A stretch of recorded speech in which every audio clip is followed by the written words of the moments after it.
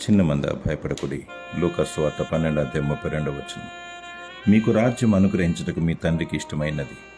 ఆయన రాజ్యం అంతులేని దేవుడును. తమ ఆస్తి అందు నమ్మికుంచు వారు దేవుని రాజ్యంలో ప్రవేశించుట ఎంతో దుర్లభము. ఆయన రాజ్యము నిత్యము నిల్చును. నీతియు సమాధానం పరిశుద్ధత అందలి ఆనందమునే ఉన్నది. నీతిమంతులు తమ తండ్రి రాజ్యంలో సూర్యుని వలె తేజరిల్లుదురు.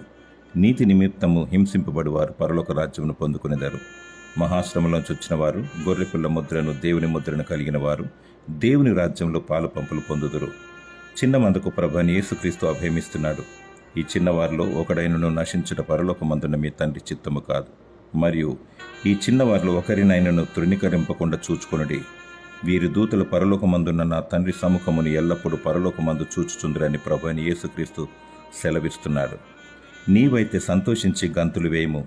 ప్రభు రాకడకై సిద్ధపడుము. దేవుడు నిన్ను కరుణించి తన రాజ్యమును అనుగ్రహించునుగాక. ఆమేన్.